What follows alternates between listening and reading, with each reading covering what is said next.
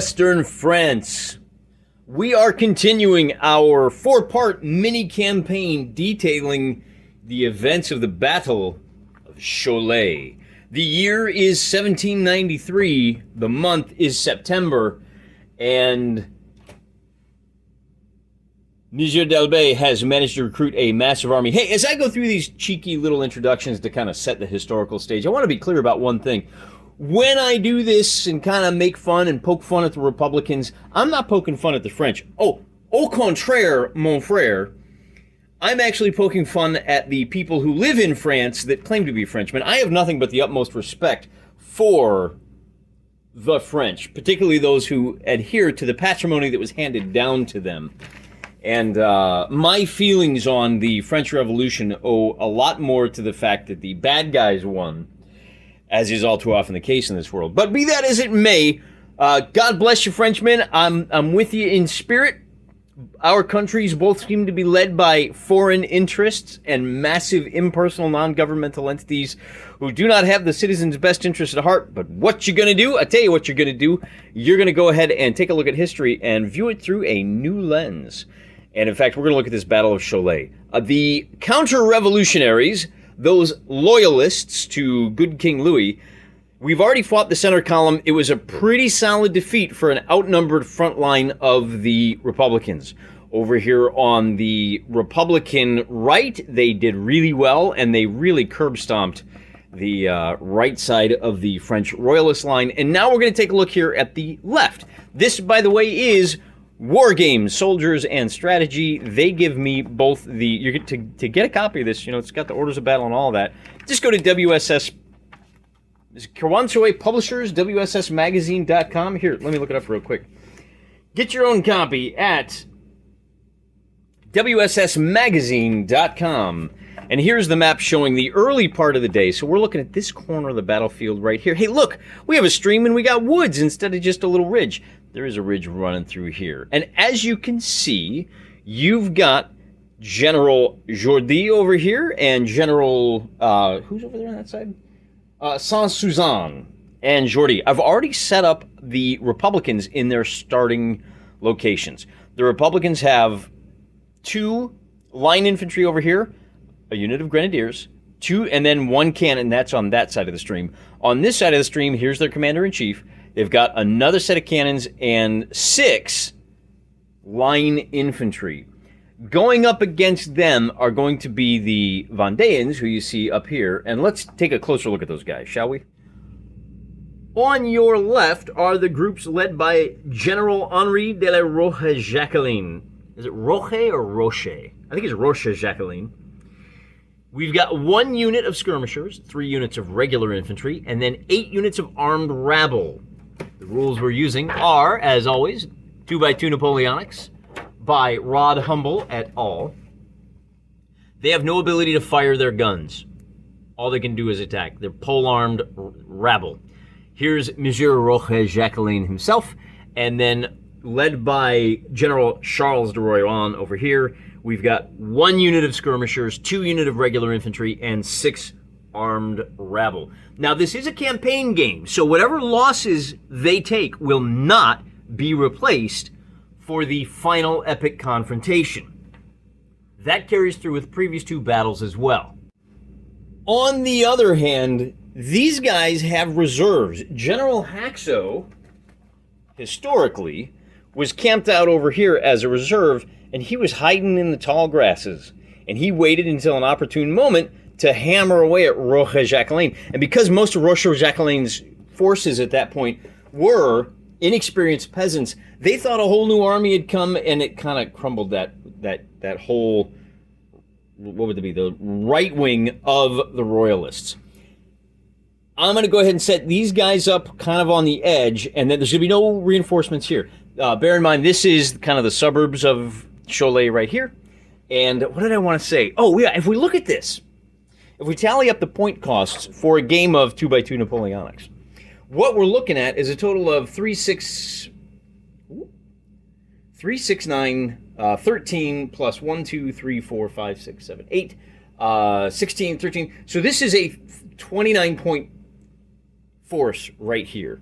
They're just a blocking force. They want to do as many casualties as possible because facing them is a much bigger unit. You've got 10, 19 plus, what do we got here? 14, 28. 19 plus 20 is going to be 37. So they are outnumbered, but they've got a couple of cannons that are going to come in handy. They're going to want to protect those because they'll want them in the next battle. So this is a really interesting way of fighting out a campaign where you do left, right, and then this road right here, for those of you that saw our first battle, that takes place up here, just on the other side of that road. The forces down here by Marceau fell back as things started to fall apart historically on this side and in the front. They fell back and converged on Cholet. That'll be our last battle, incorporating the losses in these first 3 battles. Kind of an interesting way to run a campaign. I've never done one like this before, and I'm really excited to get to part 4, which hopefully will be showing up on the Joy of Wargaming in just 2 days. One last thing before we get started. The stream here does cost an extra inch to move, so to get from here to here is going to cost 2 inches of movement. I think that's it. Let me set these guys up and we'll figure out who's going first. One last thing before we get started. We are going to play this to the first 5 losses. Whichever team has 5 units removed will be the loser. That's a little high given this isn't a standard 40-point game. However, I need to clear these guys, as many guys off the board as possible, because when I play that last battle, it's going to get really crowded. In the first video, I set up that first battle without any casualties, and there was no way it was going to work with this rule set. This time around, we're going to clear off the decks, so to speak, and it's going to be a much reduced order of battle on either side. Now, I've already moved the Vendeans, and now it's time to bring the... let's see. To bring these guys... excuse me, I'm measuring while I'm thinking. We're going to bring these guys back to there. And we're going to hold with that stream. We'll bring these guys back, and we're just going to hold that like that. They're going to be team 1. They're team 2. The cannons here will actually... Let's bring them back and anchor on those woods. And we may send 1 unit up just to disrupt. Yeah, let's do that. Let's send these guys 3 inches to kind of start disrupting the lines up there. They need to hold it as long as possible. We're going to come up there. Since they are the attackers, since they have the initiative, that's why we let them go first. And we're going to use these woods to kind of shrink the lines as much as possible. For their part, moving into turn 2, the Vendeans are going to go ahead and... Now, see, their plan was to bring these guys up and operate in the rear, maybe go after this leader, but him being there kind of wrecks that plan. So instead of slowing down, they're just going to speed up. It's going to get a little bit hectic coming through here. Guess what? It turns out your armed rabble are not so good at maneuver. Who could have guessed that undrilled peasants weren't as good at field maneuver as well-disciplined troops? I'm going to go ahead and pause this, move them up so that you don't have to listen to me blather. We'll get through this battle a little bit quicker. The Royalists, foot troops, can move 3 inches. We're just going to bring them up something like that, maybe a little bit further just to secure those lines a little more, leave our field of fire. So nobody's in range, so there's no shooting there just yet, but it being the start of turn 3, now our light infantry boys are going to slide over here, and they at least are going to be able to sneak through the woods. We'll try to pair these guys up, because I don't think they're going to have a whole lot of staying power. Oh, wait a minute. We'll move this guy up first, and then we'll bring him up. The infantry battalions are going to come spilling down the mountainside. And historically, there was some skirmishing going on in these woods over here with light infantry before they put paid. So the wave of the human wave is about to break here, guys. And we'll have to figure out. So that's the end of movement for our Royalists. And oh, by the way, He has an 8-inch command radius, once again, because these guys are highly motivated, and these guys are basically backwater militia. They are not frontline troops. They were not expecting to have to deal with all of this royalist jazz over here. They were not particularly well led. In fact, in our article, I should give a shout out to Rob Harper, the commander-in-chief of the Republicans, General Jean Lachelle, a useless sans-culotte political appointment who is absent from the field of battle, compared to the Vendeans, whose main general, Delbey, was leading the center column just to the east of what you're looking at now. We do have some shooting. Red dice are going to be for the Royalists. The blue dice will be for the Republicans. Our cannon are going to go ahead and take a couple of shots at these two line infantry. So we'll do the left one first, and then we'll do the right. And it's going to be, on the shooting, it's artillery at long range, going to be a -1. So if we get a 6, let's see, target disrupted HQ base must, yep, there's nothing else. So really all we're hoping for is a 6 to pin these guys in place, and then a 4 over there. Now the pin marker means that they cannot move anymore. So they have disrupted the line here. Normally I put it in front because it looks like smoke. You automatically pinned after you fire, but we'll tuck it right there. It's fine. It's fine. That's it for the shooting, and then player 2, which of these guys can move. He is not, well, yeah, I guess he'll probably do a little slow fade back here, and we'll just kind of shift like so. So we're ready to pursue those guys if they get too chippy. But I think that's it for the turn. Then we go back to the Royalists are going to move. And then bear in mind, this guy has to check to see if he's unpinned. He has to do that after movement is over. With all of the Royalist movement done, we're going to roll to see if he can unpin. And a 1 is not going to do it, so he's still stuck there. He can't shoot. He's not helpless. He just can't move, which is going to make things a little more complicated. Then we move on to player 2, shoots firearms and artillery. So we're going to take another shot here. And they're going to be, wow, some fantastic gunnery on the part of the Republicans. And then over here, same thing. He's shooting here and gets no effect. I think that's the only shooting that we have. The muskets only have a 1-inch range. Be that as it may, we then have to deal with the player 2 is going to move and dice for reinforcements. We don't have any reinforcements, so we will I think we'll leave these guys over there for now. Your leader, so he's got a 6-inch command radius. We're going to swing him over here, and he can move 6 inches. So he can move to here, and then, oh, it's going to take a full 2 turns to get over to rally those guys. So oddly enough, we're gonna turn him the right way too.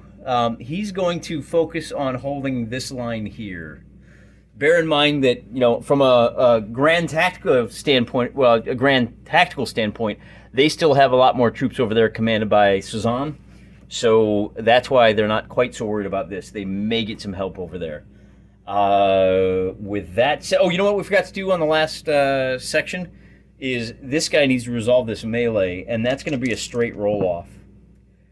A 5 versus a 3 is going to be a difference of 2. So the loser routes, and when you route, you move a full move directly away. That's going to be 3 inches to here. You know, they about face, and then the question is, do they want to follow up? And I think they do. They're going to move up and push those guys back. We'll take the win and we'll keep the pressure on. Then we have to deal with the blue. Well, let's. Blue player moves. We don't have any movement unless we want to bring these guys back to protect them. And we may want to do that. We may want to keep those for the. Well, I tell you what. Let's bring this one back. And we'll bring him up just a little bit. And we'll slide these guys over just a little bit. It's half movement. They can move up to a 1.5 inches. They say if you're moving sideways, but I just basically say, look, if you're going straight ahead, it's 3 inches.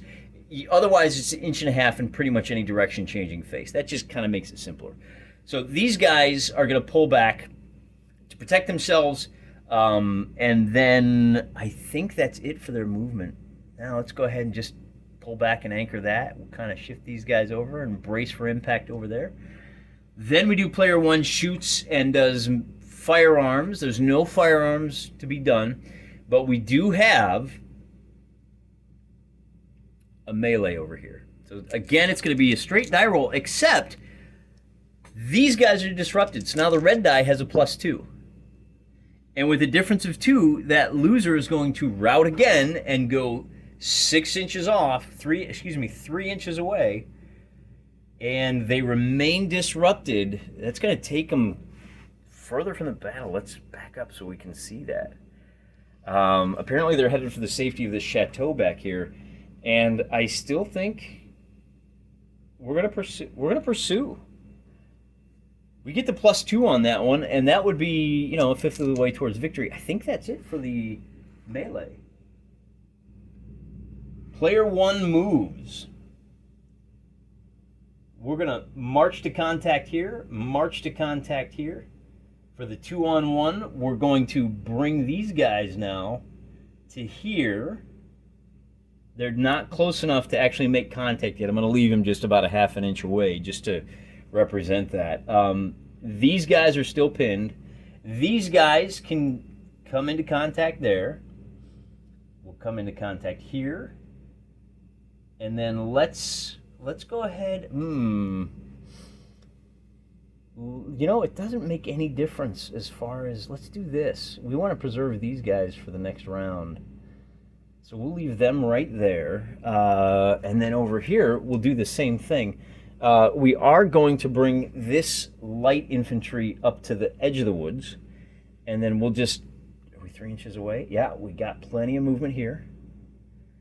And then we'll use our regulars. Say, go get them, boys, which is a little bit ahistorical, but what are you going to do? Sue me? And then our leader is going to go ahead. I think we leave him there. He's only going to have to rally the boys in white, or the only ones likely to be pinned. We'll bring them.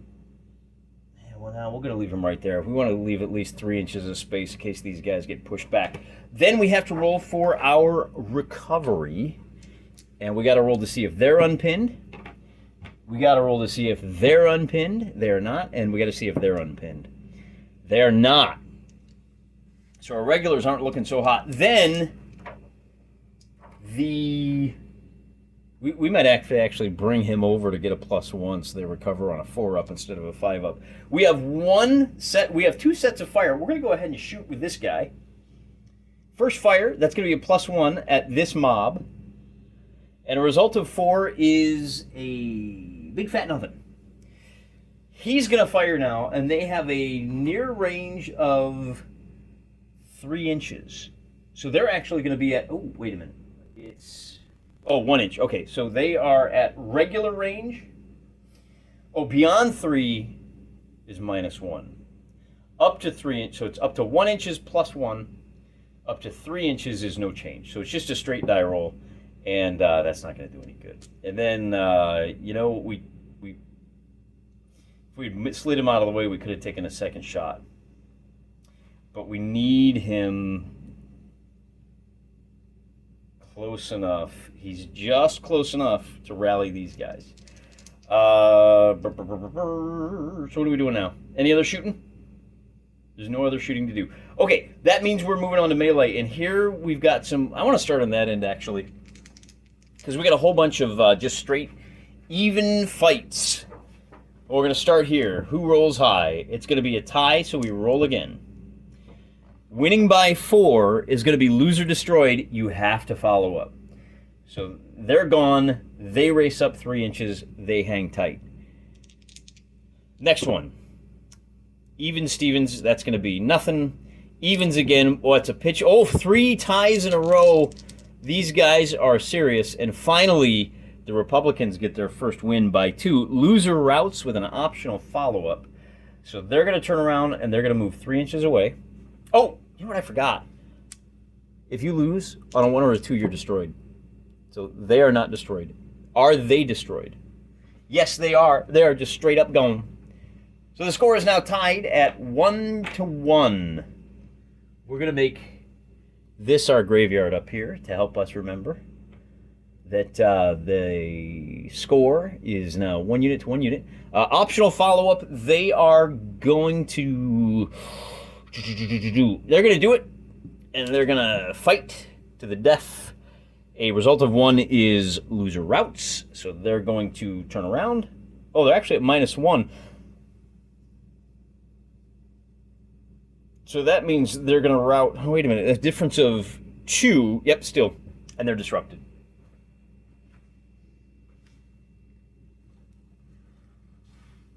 Like so. And we have a optional follow-up, which we're going to take. Then it's going to be these guys fighting even Stevens. A win by 4 is going to be an outright dead, and these guys have to follow up 3 inches to there. Then we've got this battle over here, which is going to go to the Royalists by 1.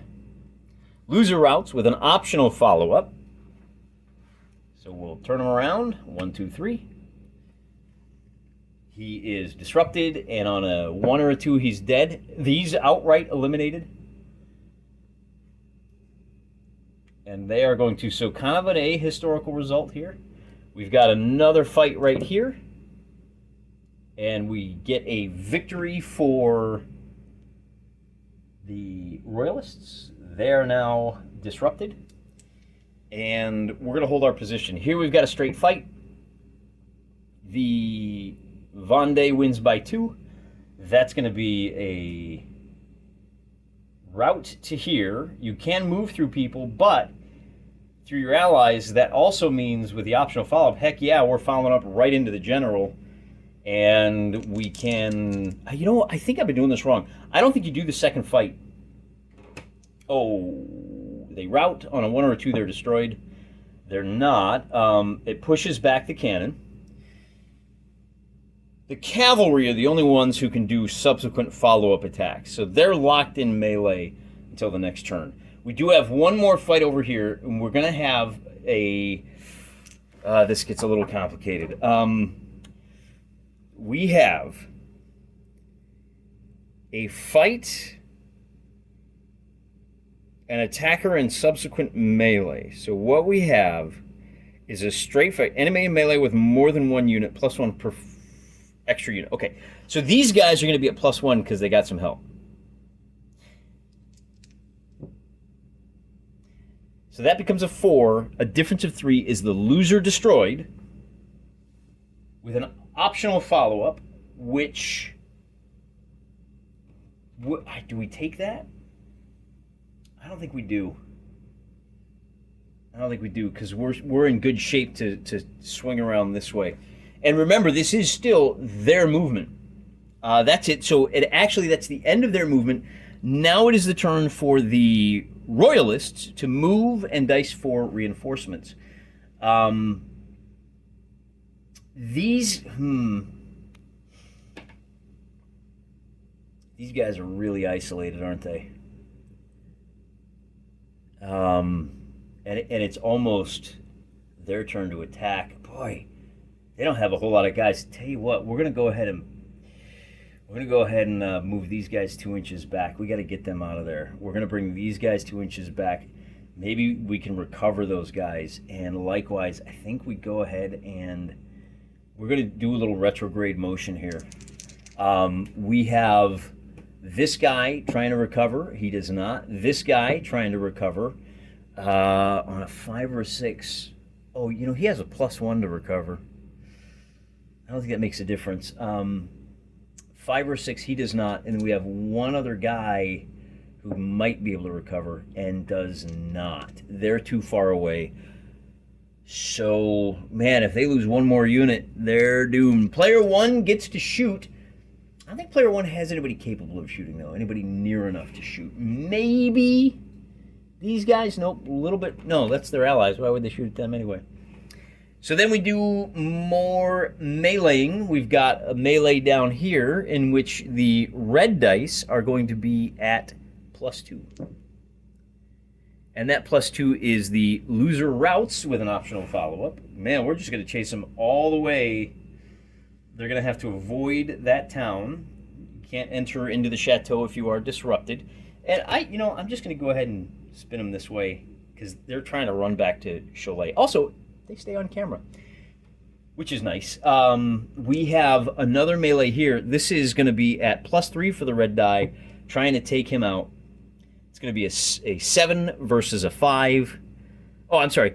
This guy is at -3, which makes a huge difference. Because now it's going to be a 2 versus 4. They now move 6 inches to here and are disrupted. Instead of straight back, they're going to move. They're going to hug the stream. They'll follow up into here. They can't attack this turn. And then we have one more melee over here, which is going to be at +2 to the red die. Hey, look at that. They actually lost by 1, so that's going to be a rout for them. And on a 1 or a 2, they're gone. So they do survive, but they are disrupted. And I think that's the end of the turn. Which means it's time for the Royalists to do their moving. And we're going to close to combat here. We're going to close to combat here. We're going to race on down, and we're going to race on down. That's as far as they can go. They don't need to move. They are still pinned. We're going to make contact here, make contact here. These guys are going to come up to cover a retreat. They're still disrupted. We'll bring these guys up. These guys can push on through, and then we'll go kablam, kablam, and kablam with these guys following up and these guys also following up. I think that's going to be it for movement. Why don't we bring him over here so he can try to recover these guys too. Then it's going to be rolling for recovery. We need a 5 or a 6. So they are now unpinned and they can get stuck in. 5 or 6. They are also unpinned, so they can start to do stuff. These guys are disrupted. 5 is going to recover them, and I think that's it for the Royalists. Yep. Then it's time for the shooty time for these guys. Do they have any shots to fire? They really don't. The cannons are... These guys are actually running away. Cannons are facing the wrong direction. Yeah, that's it. So then we do our attacks for these guys. And let's start over here. It's going to be a +1 because they are being assisted. Enemy in melee with more than 1 unit. Yep, so +1 to the red die. Not going to do it. Difference of 3, loser destroyed with an optional follow-up. Yeah, we're going to follow up. This, oh, you know, they're at +1 too. Wait a minute, I got that wrong. That is loser destroyed must follow up. So they have to follow up, and that gets them into contact here. These are grenadiers, so they have to follow up. We've got a battle down here. Red die is at +2. That's going to be destroyed with a must follow up. 1, 2, 3, we'll take it. And that's the end of the battle. So the fight ends. At this point, the Royalists are in a bit of trouble. They have lost 5 of their line units on this flank. And they are in grave danger of losing another one here and another one here. Now, last time I rolled for 4, 5, or 6 for the disrupted units, but they were not being hard pressed. I'm going to roll, and on a 4, 5, or 6, he's going to be eliminated. Okay, so he survives. They're able to extricate themselves and get back. Over here, because he is being mobbed, triple teamed, I'm going to roll, and on a 3 or better, he is destroyed.